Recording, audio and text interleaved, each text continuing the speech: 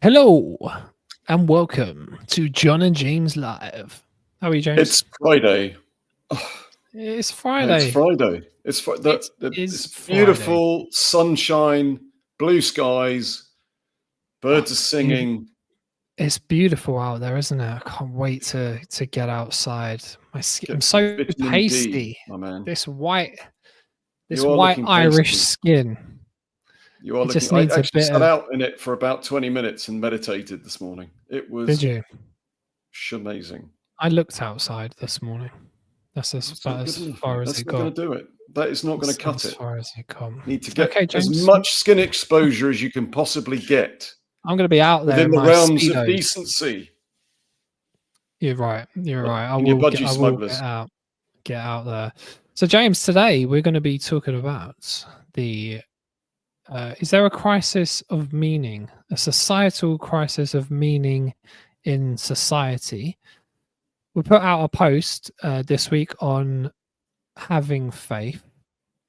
We're going to do adversity next week, overcoming adversity. But I feel at the moment, James, there seems to be this feeling of maybe a lack of direction in society where people are a little bit confused.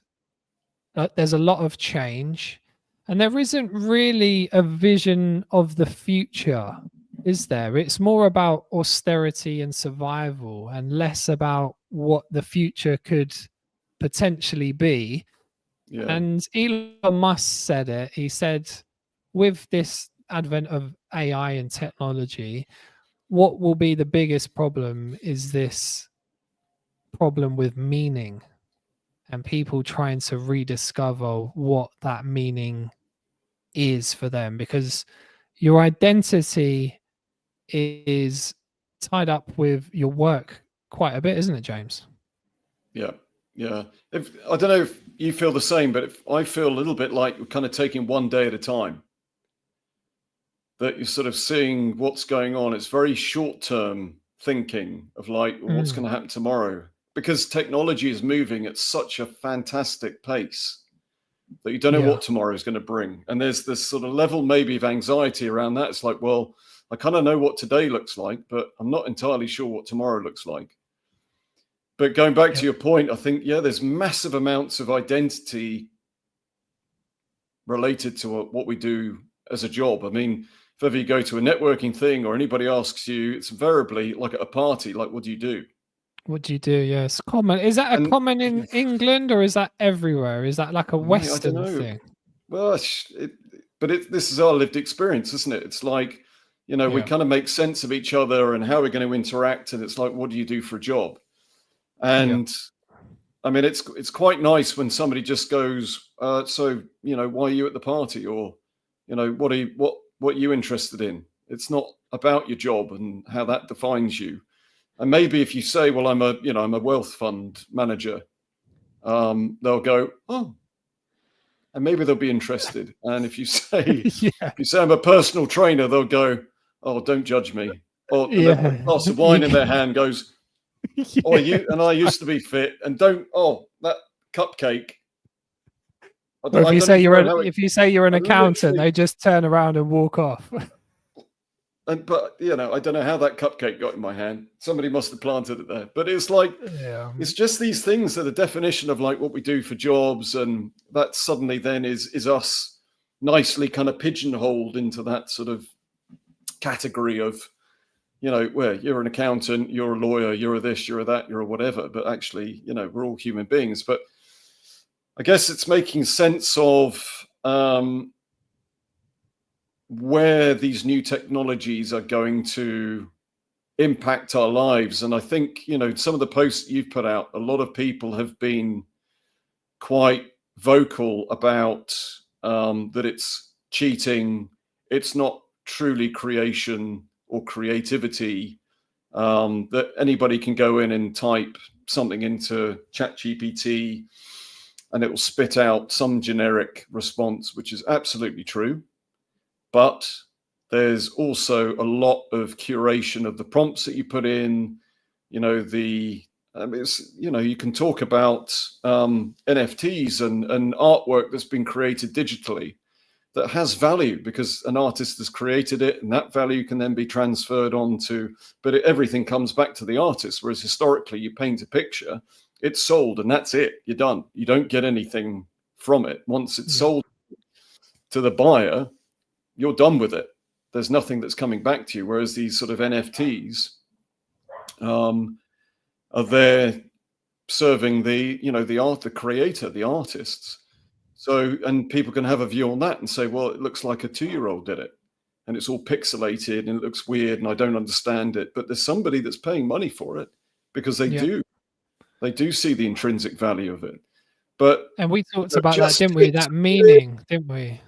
Yeah, of opening the mind a bit to what's possible rather than going into reaction mode and saying, oh, I don't like it. That's it. I'm not going to even consider it. It gives me a weird feeling. Yeah, because you and I we're quite sort of arty-farty a little bit, aren't we? We can find meaning in a painting that's a dot on the wall. So we are that type of, and someone describes it like this is the center of the universe, which is explaining your childhood essence through the color and the texture. And we're like, yeah, I can see, and it's basically a dot on the wall.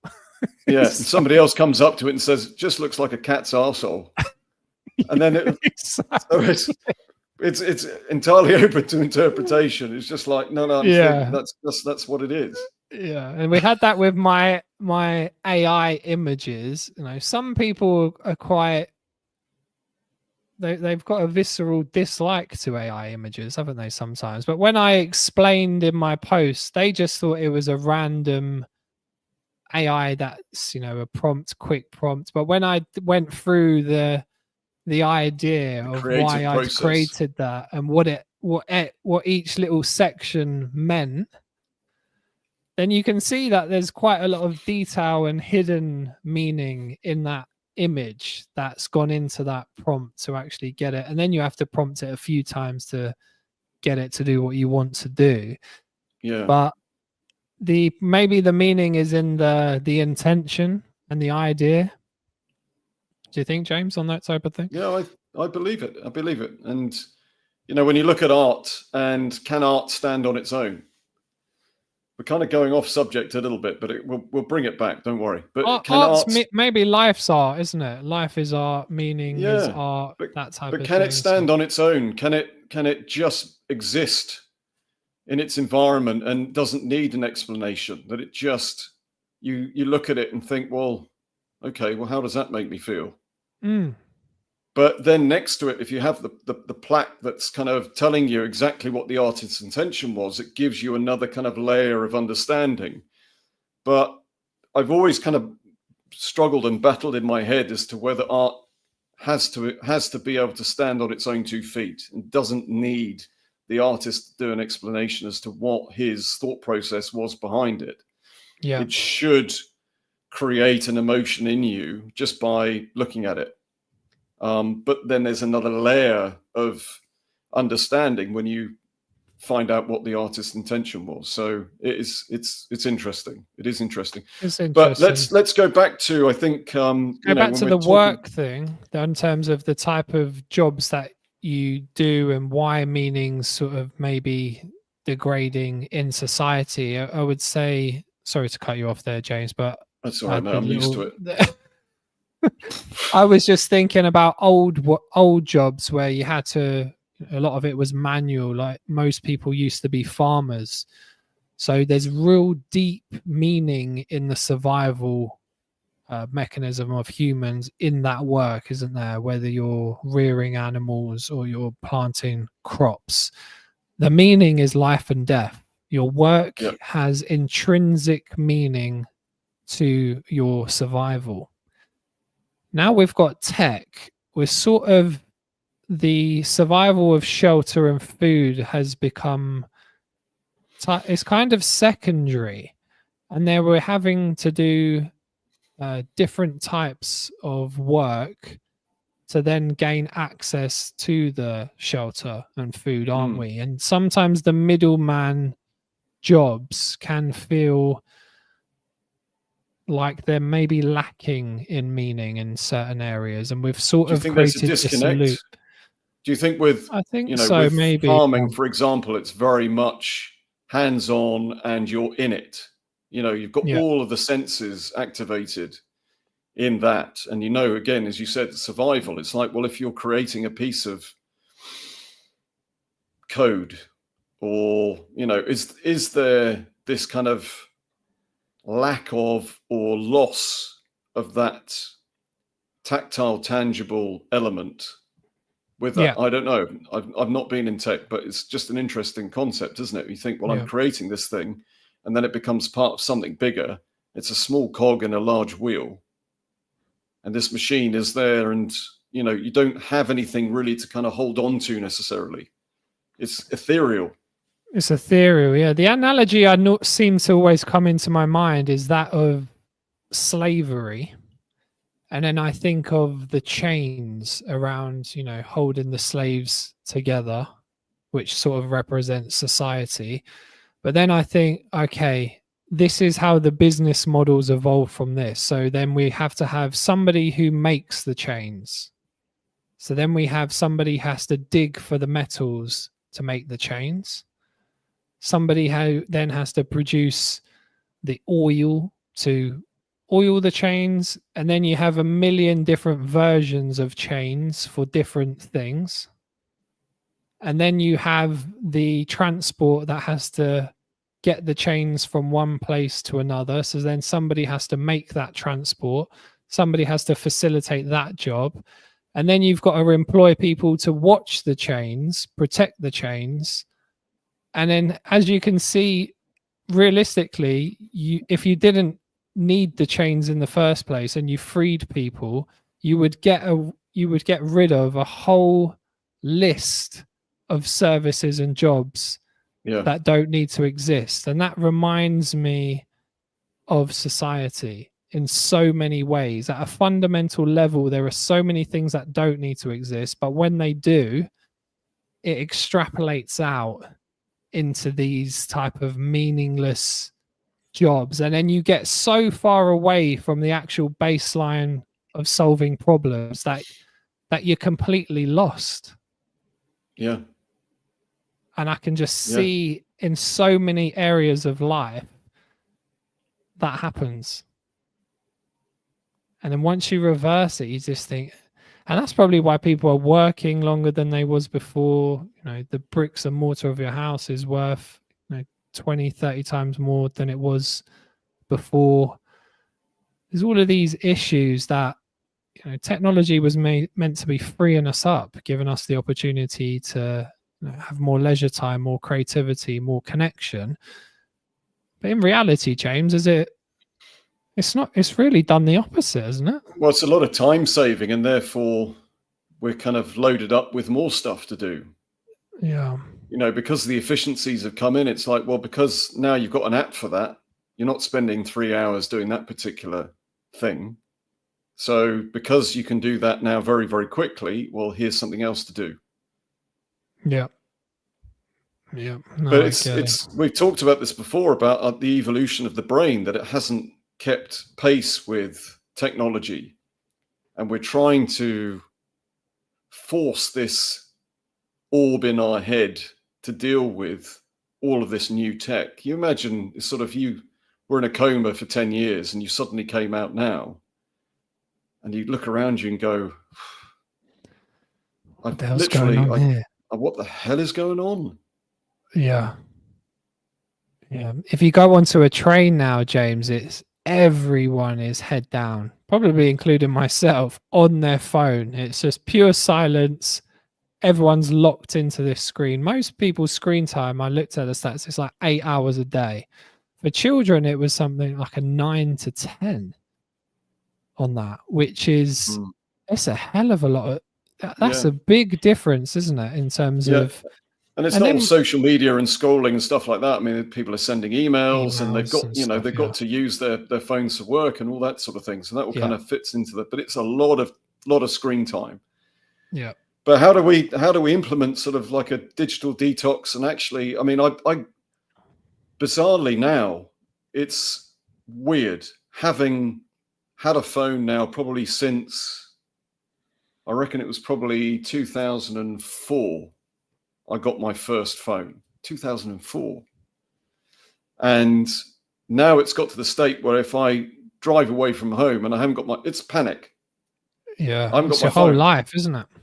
It's this kind of this jolt of adrenaline that goes, oh, I haven't Yeah. got my phone. It's like, well, you're going to be okay.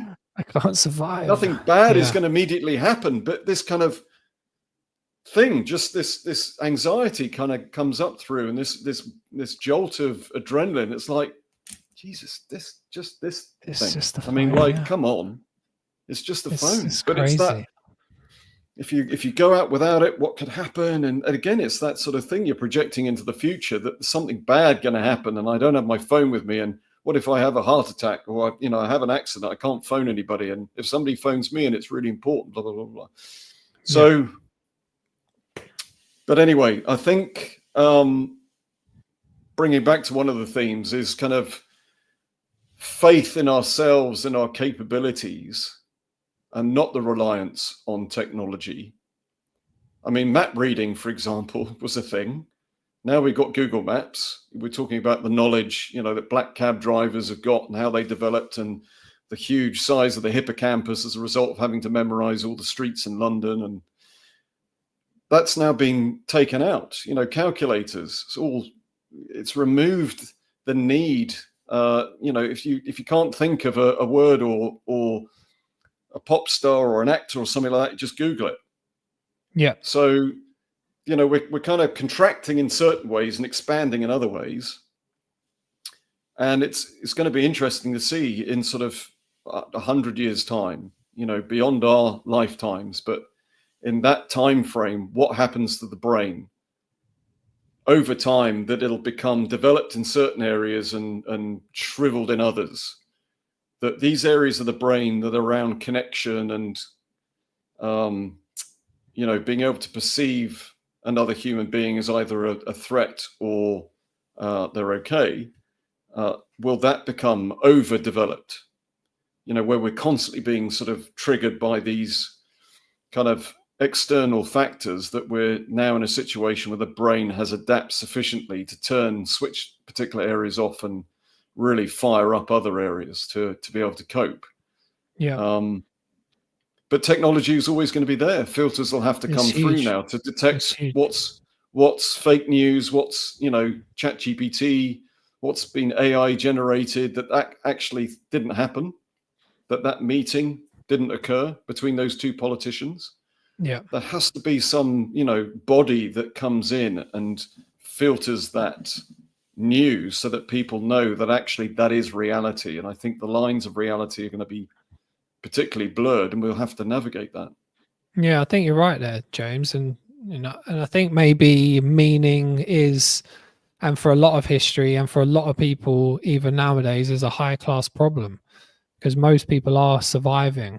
If you're trying to survive day to day, then it's a self-actualization in the sort of Maslow's hierarchy of needs is right at the top, isn't it? So in terms of trying to think, what does this all mean?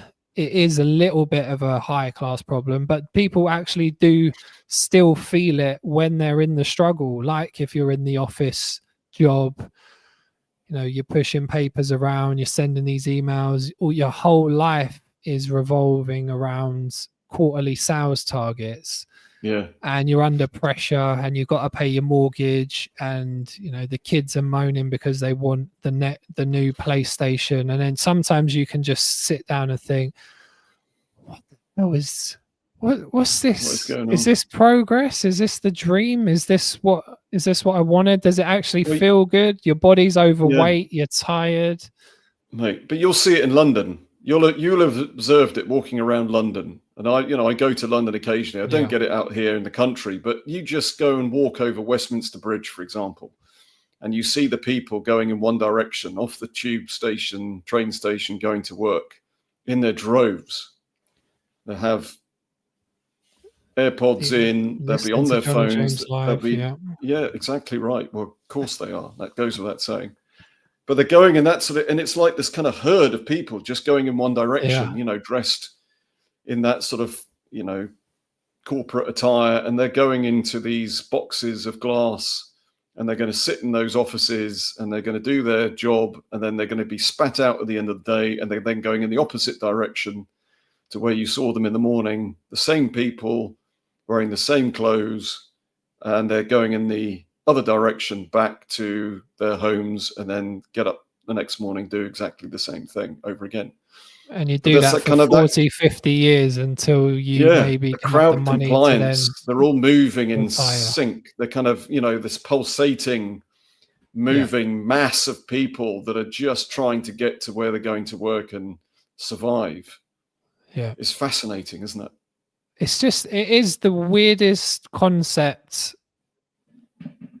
I can imagine. I just think to myself, wouldn't it just be better if everyone learned how to build a house, and you just got a piece of land and you learned how to be not Self-sufficient on it. self-sufficient, because it could, it would be beneficial to have some community efficiency or localized efficiency, but you could probably build the house and get what you wanted maybe in a year, and you could save yourself 40, 50 years. We could automate the food system. We could really automate a lot of the shelter stuff. We could focus on technology and efficiency. But we've seemed to create this middleman industry, which has become just pervasive, even with the NHS and people's physical health and well-being and all of the health and well-being industry. It's really just solving or trying to address a lot of symptoms.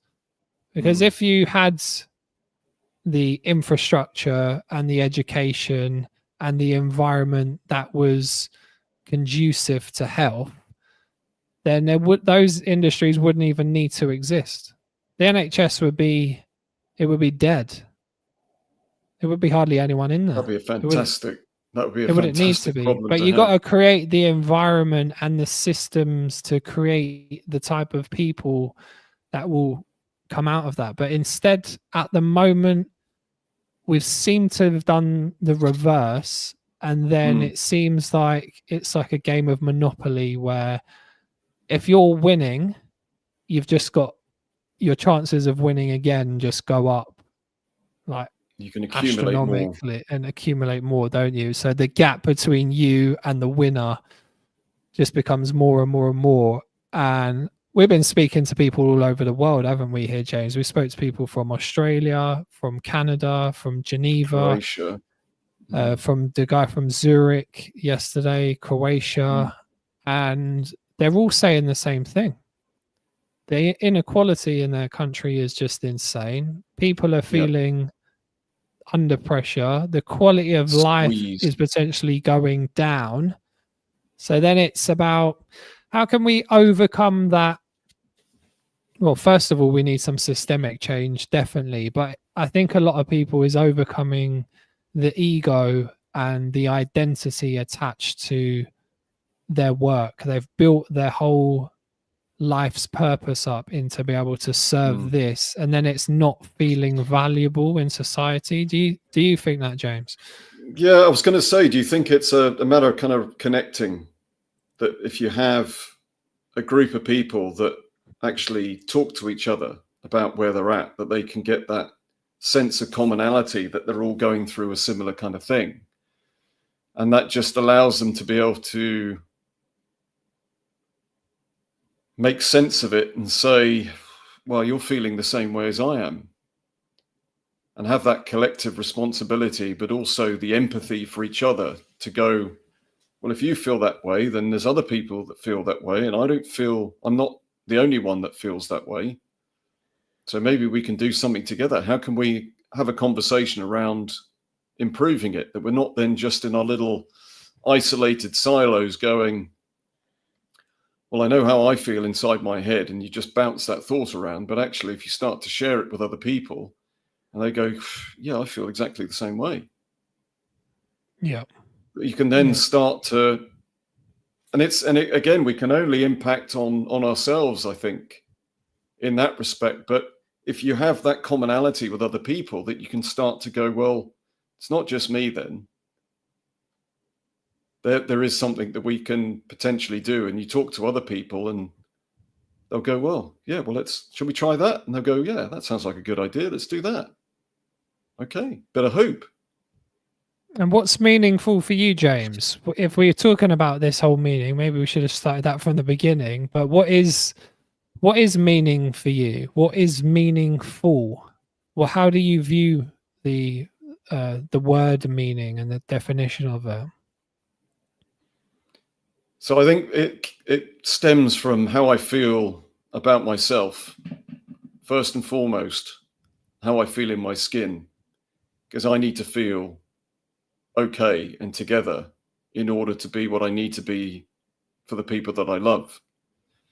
And having that connection and that relationship open and honest, that hasn't always been there, is my kind of meaning. And it'd be quite nice, actually, if we could get some other people feeling the same way, because it's a knife edge between going down a pretty shitty hole and everything falling apart, and those relationships that should be good and should be strong aren't, because you haven't sorted out your own shit. That thing that is keeping you distance from your loved ones and the people that really matter in your life. You know, it's not easy. I'm not saying it's easy, but there are things that can be done to enable you to have incredibly deep, meaningful relationships with people around you. It is possible. And it's just an incredible situation to be in. And yeah, if other people can experience that after feeling hopelessness to ever achieve that, then that's got meaning.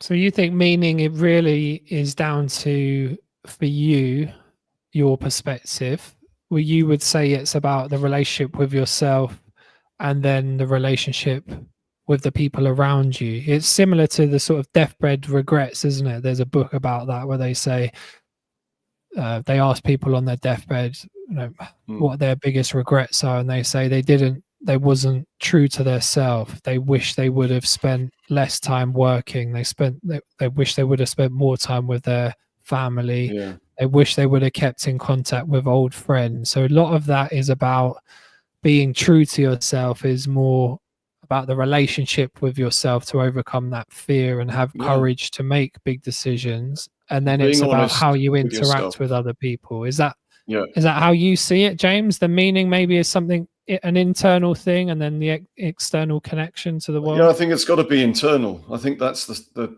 foundational bit. It has to be internal. But I think that's that, again, we were talking about the inner child and the adult. It's like, if you feel like you're kidding yourself, it's like, I don't really feel that way, but I'm just portraying this facade, this act, because the inner child is so strong and making me feel, really overwhelmed, and, that whole kind of imposter syndrome, which again gets kind of banded around a lot, but, where you don't feel like you are good enough. That's a really difficult place to try to create meaningful relationships from, because you're always feeling less than. So the start has got to be with yourself, and then really being honest with yourself and then honest with others.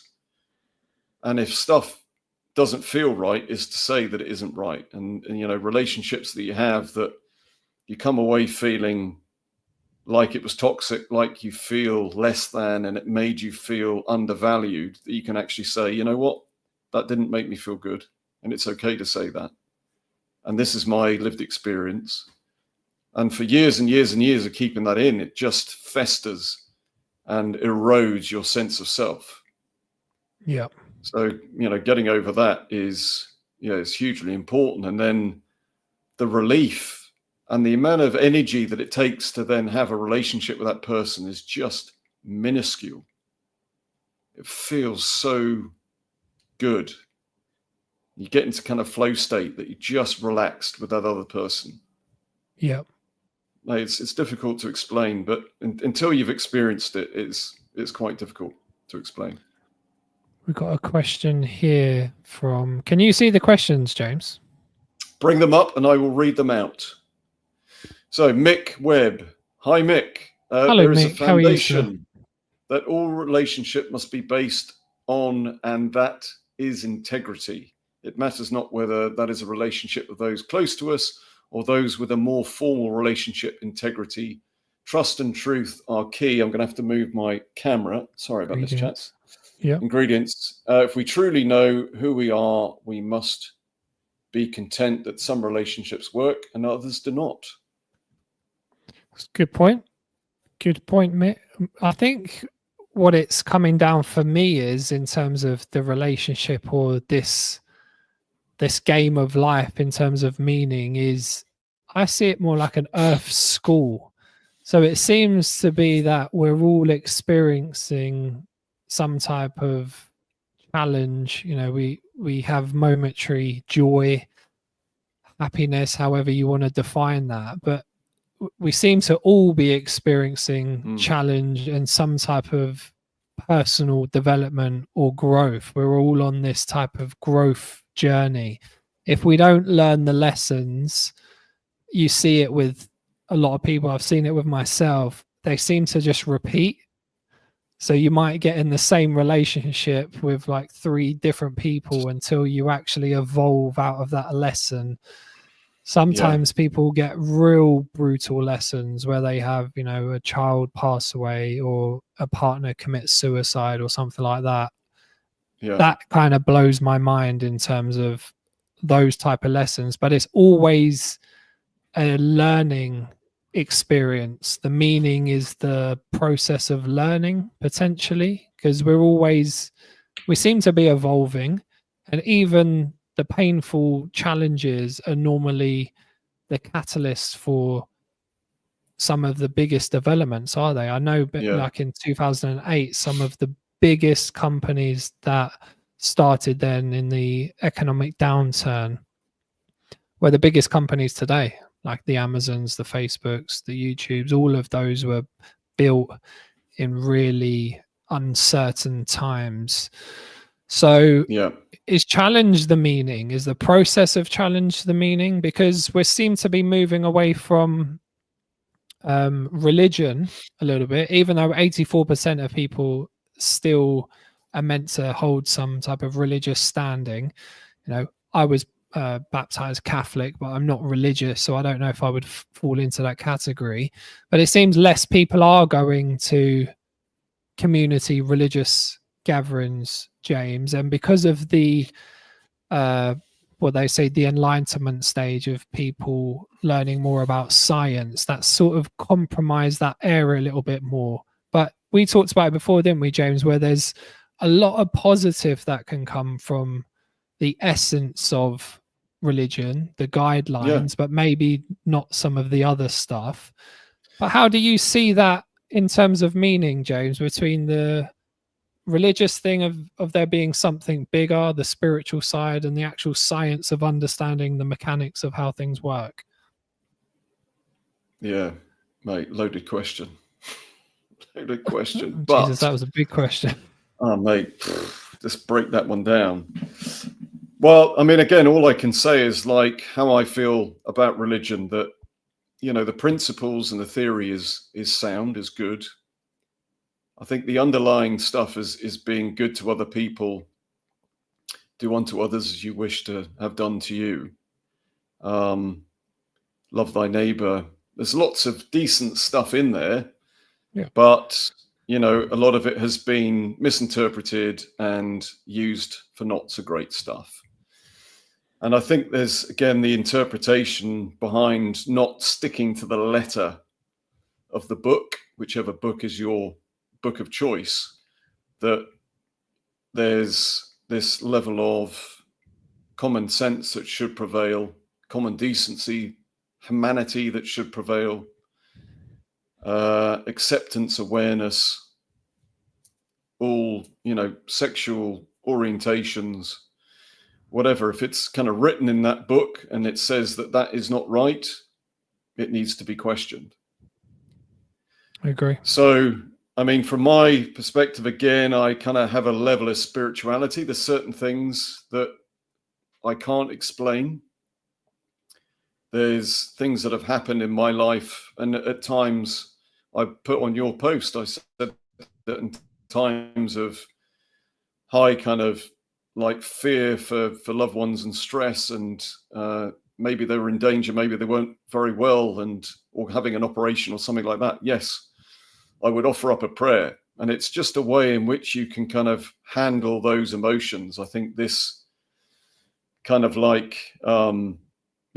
feeling that I've got an anchor, that I'm not just going to kind of disappear into the ether of fear and what's going on, that there is actually something that I can use That's as a good a point, tool, James, just isn't to it?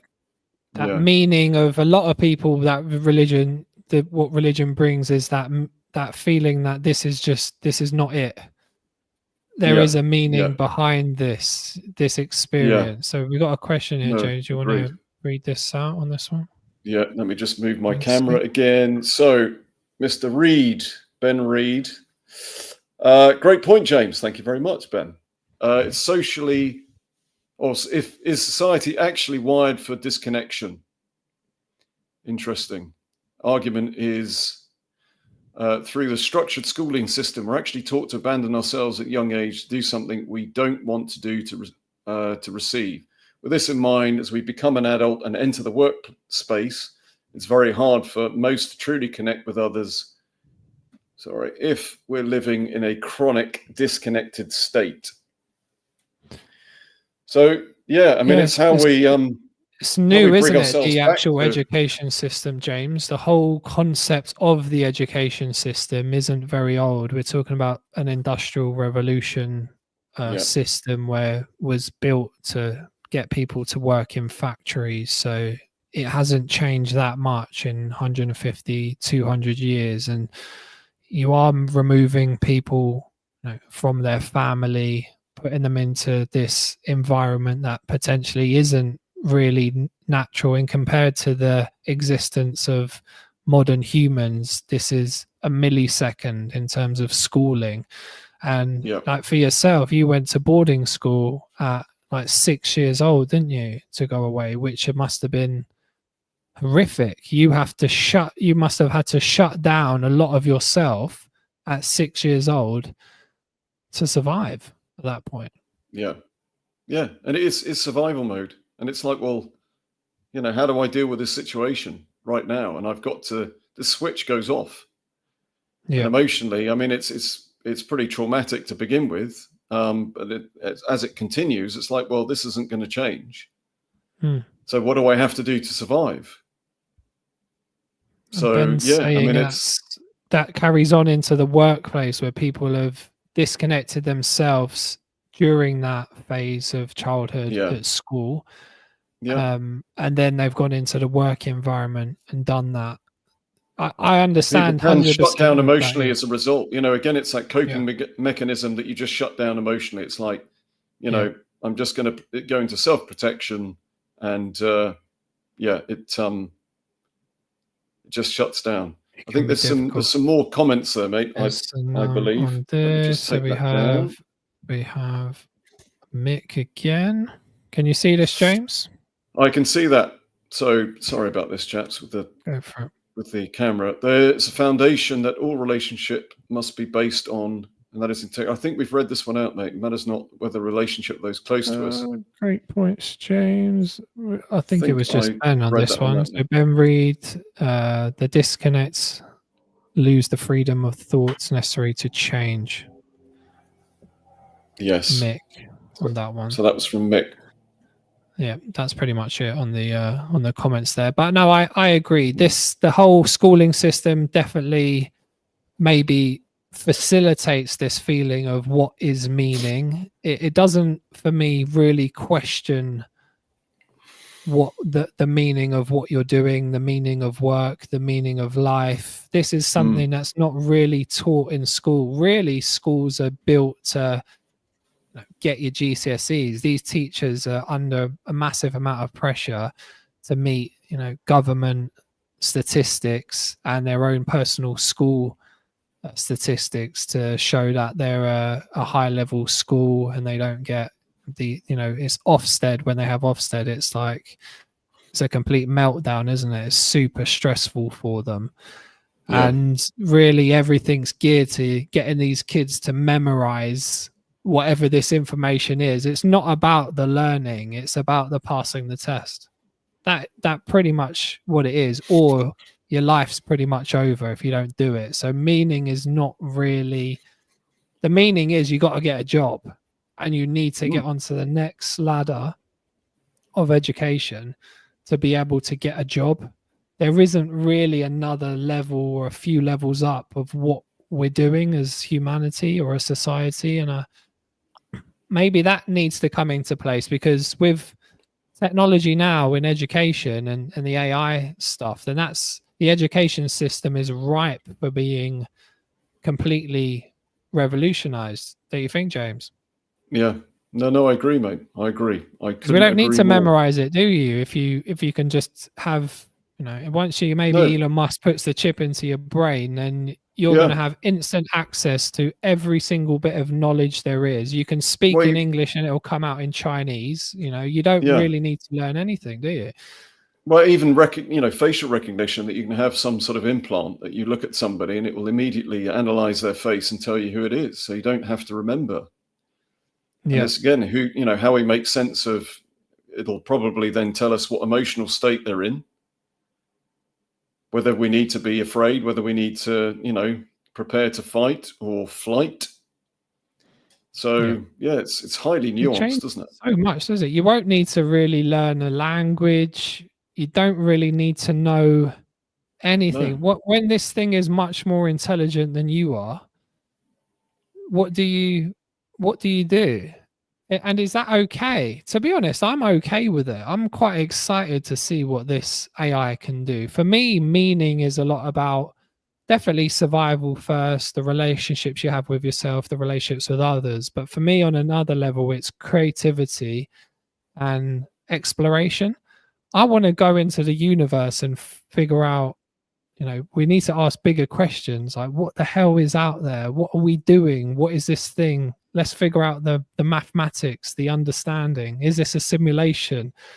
Yeah. I'm so intrigued to find out what's going on. And that is the meaning for me. So in the short term, I think the meaning is to optimize what we've got on a base foundational level. We don't need this mass suffering of humanity. It's just completely unnecessary. We don't need to be doing all of these unnecessary jobs for ego. Once you dissolve your ego, you ain't going to care what clothes you're wearing or driving a Bugatti and all of that nonsense. It's just not, it's not fun, is it? It's just, And it's like a clearly weird, we've already dissolved our egos. how many Bugattis can I have? I've got my invisible one, and that's enough. Yeah. I'm not. But Yeah, I'm not realistically, particularly the fussed, mate, bigger to be honest. questions for me are just so much more exciting, and that gives my life meaning to be on this journey of discovery. We got a question here, James. You ready? Ready?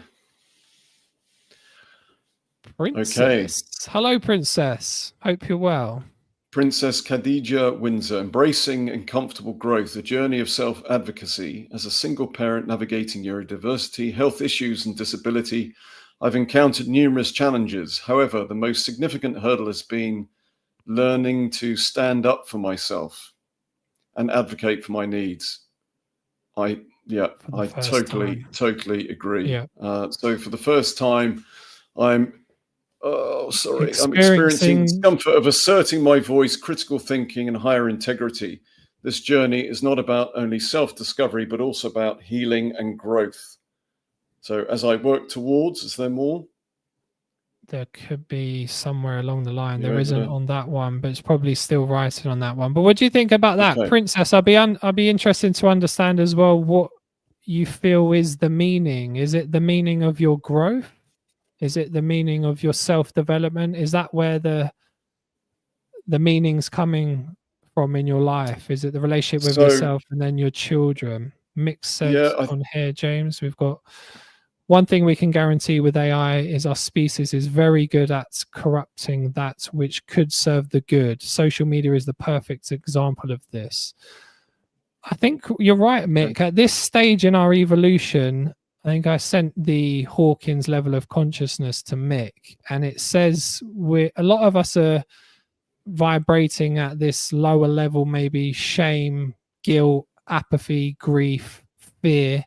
And then it goes up to like a stage of 200 where we hit courage, then we go acceptance, and then all the way up to the top, which was sort of enlightenment.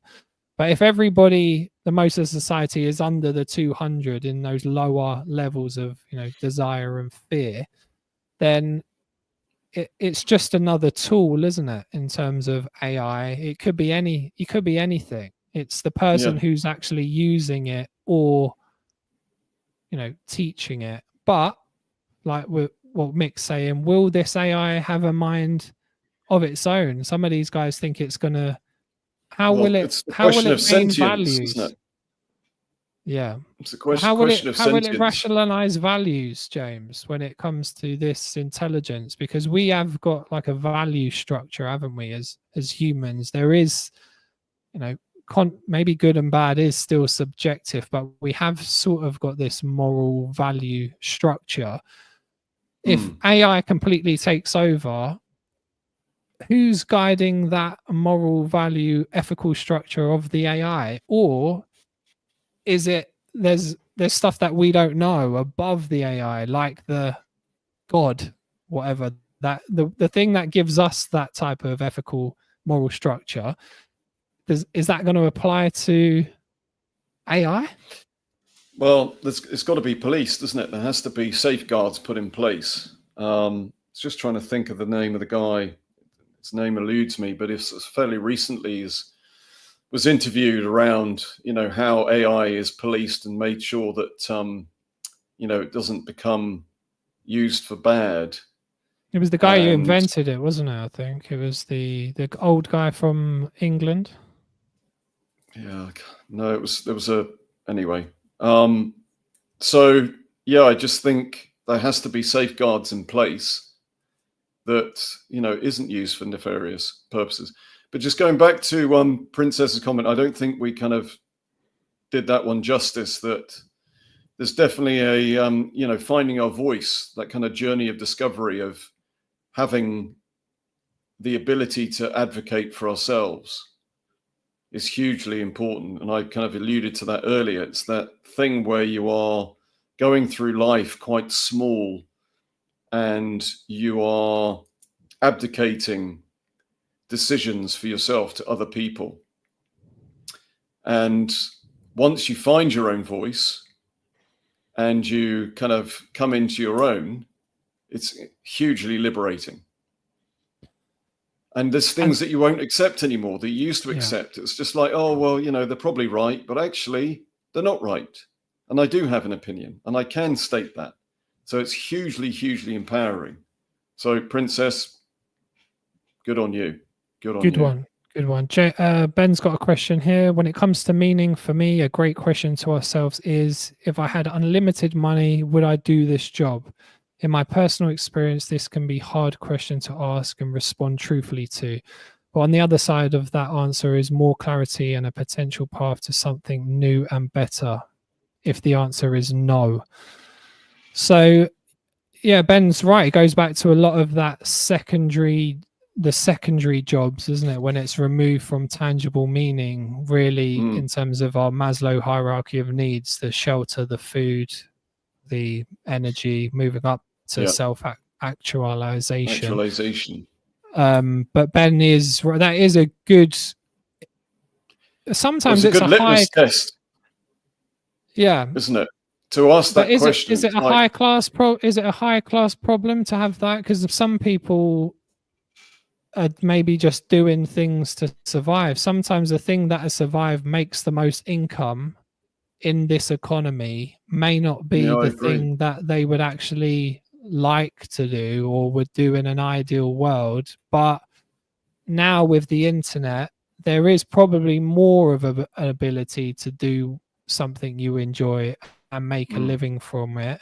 Not easy, It all but it depends on probably your would be easier circumstances. to, it probably would be safer in a way to go and work in, I don't know, accountancy or something like that. You might hate it, but Hmm.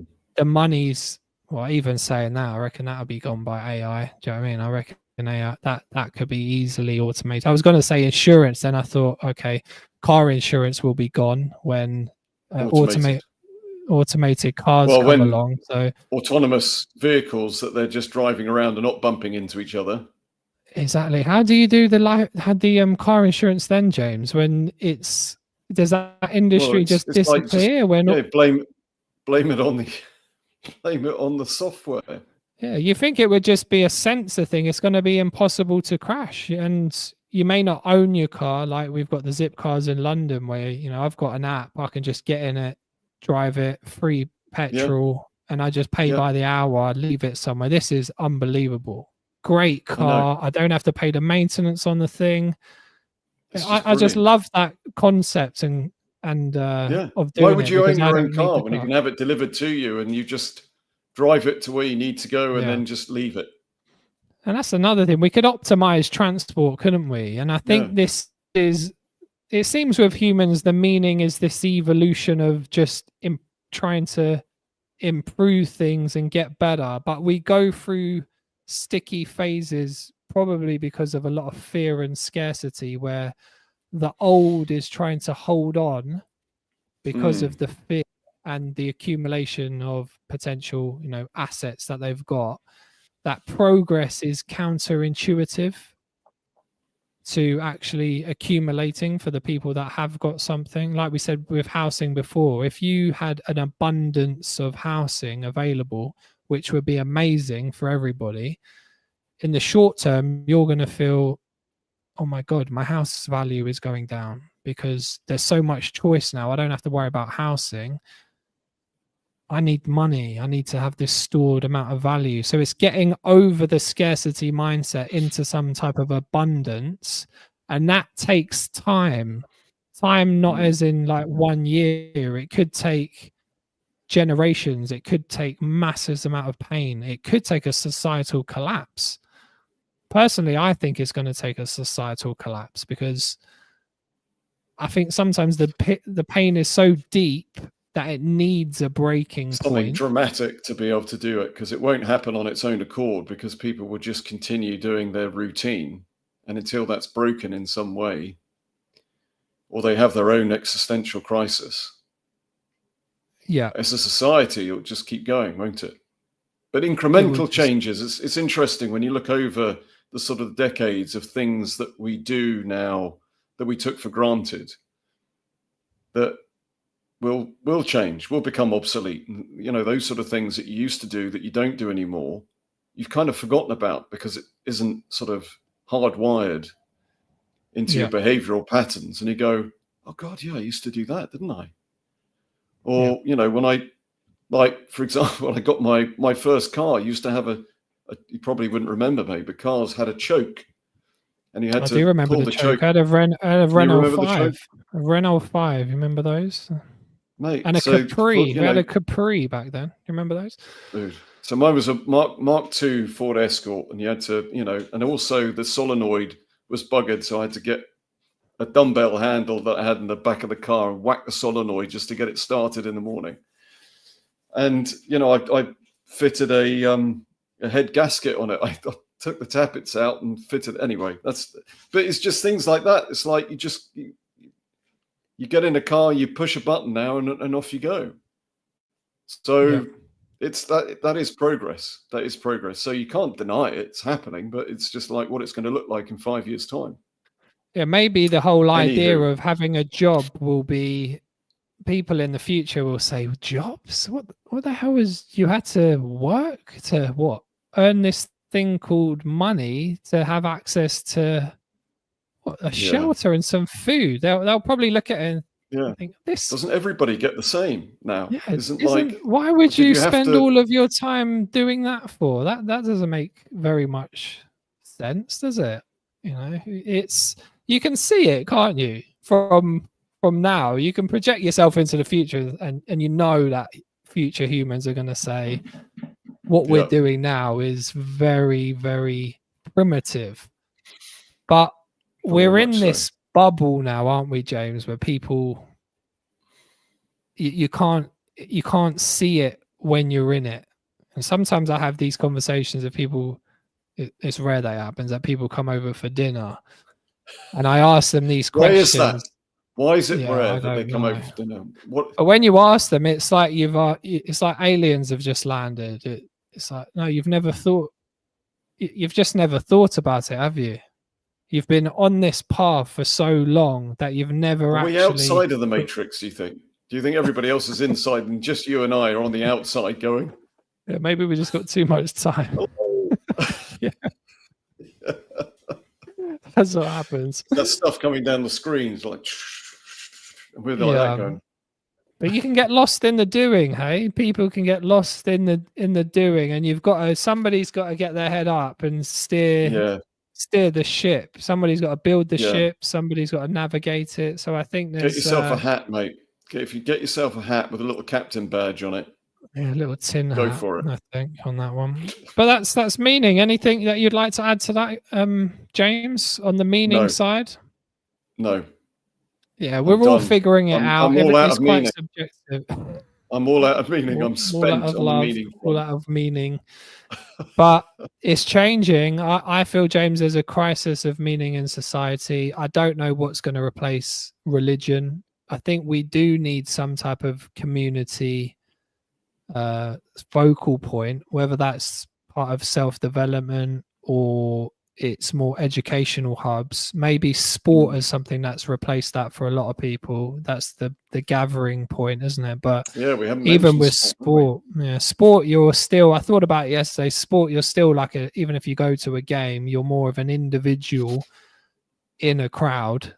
So you might not know anybody who's like 5 feet around you. You might be, going there with 2 or 3 people. So you're together, but you're not, but you're sort of focused on cheering in the same direction. Whereas maybe a church, people would more know each other. It's more community, isn't it? So it is slightly different, but people are becoming so isolated now, James, that it maybe reaches a tipping point where it either just goes into the virtual world and that's where we're going to end up, or people retract back and want to become, more into nature.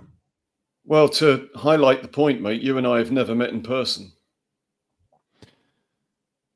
We haven't met in person, James. I don't even know if you're real, to be honest, James. Well, that's a great point. Ben says, can be terrifying to get your head up, which is why we don't do it. Yeah, Ben's right.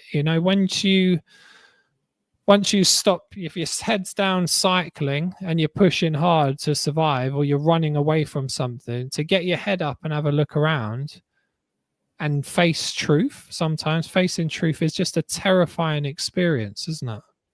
Well, it's that self-reflection, isn't it? You've got to look into yourself, and it can be a dark place and very uncomfortable. And it's very easy to distract from doing that. I get it. I understand. Yeah. I've been there. We'll finish with Princess. Princess says, thanks, John and James. Yes, that corrects James. Princess, you're always sticking up for James. What about me? She knows. Who's your favorite, right? Princess? I think it's James, isn't it? It's understandable, mate. I'm sorry. Yeah, I know. It's the voice, isn't it, James? It's the posh voice, I think. So I hear. You've got Princess in my ears. But thank you, everybody. Thanks, Ben. Thanks, Princess. Thanks, Mick, for the questions. And next week's going to be more about the adversity. So overcoming adversity. Like we said, we've got through the first couple of months of the year, and now we're entering March. People are starting to get their head up, think about what else they're doing. Maybe their business is not going as well. Maybe something's happened in their life, as it does. And then we're going to have a guy on, the documentary filmmaker who's been to Antarctic, aren't we, on Wednesday, which should be very interesting. So that was a lot about overcoming challenge, wasn't it, James, on that one? Johan and Charles. So Johan is the documentary filmmaker, Yeah. And Charles is an inventor and explorer. We won't give away too many details. Don't want to spoil it. Spoiler alerts. But Yeah. I'm really looking forward to this conversation.